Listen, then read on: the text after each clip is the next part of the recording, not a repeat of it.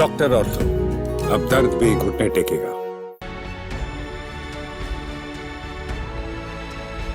Israel ने 13 जून को Iran के परमाणु ठिकानों पर बड़ा हमला किया था।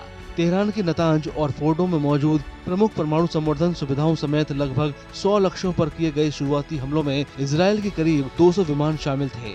इजराइल ने हमले से पहले ईरान में लाए गए ड्रोन और सटीक हथियारों का भी इस्तेमाल किया था।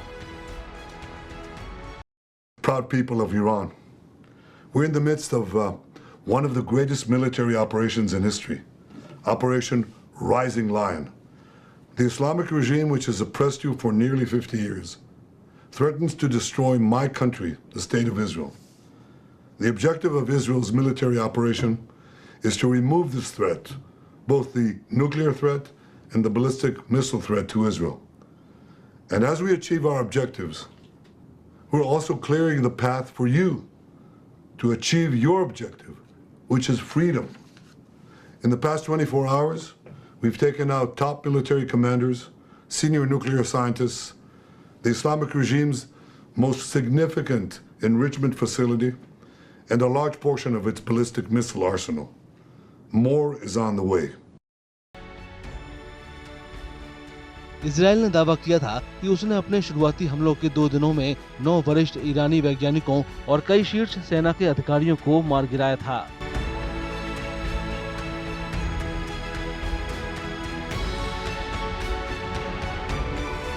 जवाबी कार्रवाई में ईरान ने 14 जून को मिसाइल हमले किए, जिसमें इजराइल में कम से कम 3 लोग मारे गए।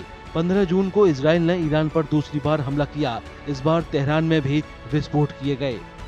ईरान के संयुक्त राष्ट्र राजदूत ने कहा कि इजरायली हवाई हमलों में 78 लोग मारे गए और 320 से ज्यादा घायल हुए। ईरान के सबसे बड़े नेता अयातुल्लाह अली खामनेई ने हमलों के लिए कड़ी सजा देने की कसम खाई। مطلبی که مایل بودم با ملت عزیزمون در میان بذارم اینه که رژیم صهیونیستی اشتباه بزرگی کرد، خطای بزرگی کرد، غلطی کرد و عواقب او رو بیچاره خواهد کرد به توفیق الهی. ملت ایران از خون شهدای گرانقدر نخواهد گذشت. از تجاوز با آسمان کشورش صرف نظر نخواهد کرد.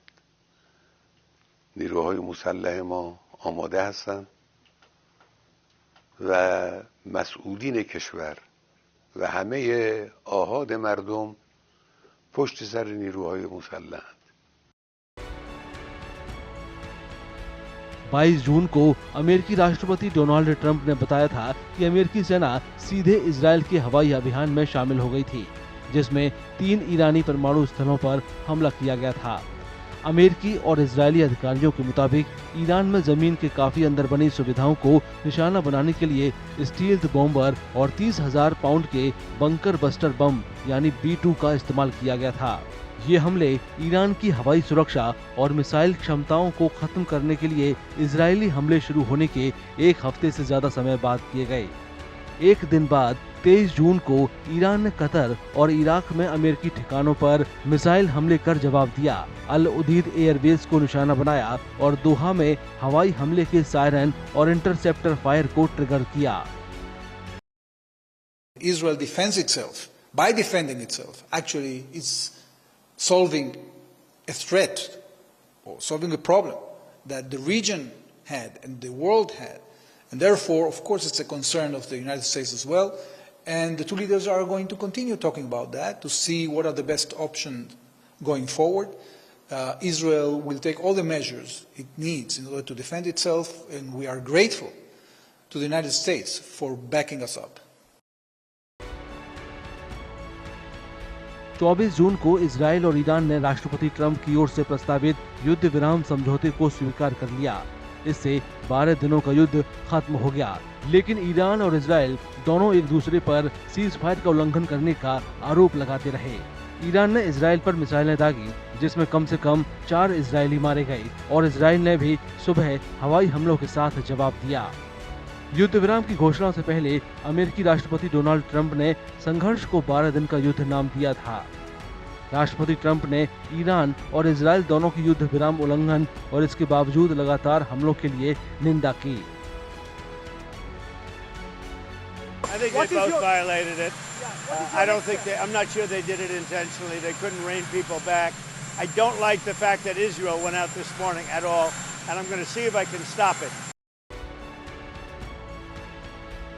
भले ही राष्ट्रपति ट्रंप ने दोनों पक्षों से युद्ध विराम को बनाए रखने की अपील की और इजराइल ईरान युद्ध खत्म होने का ऐलान किया, लेकिन इस मामले में अनिश्चितता अभी भी बनी हुई है।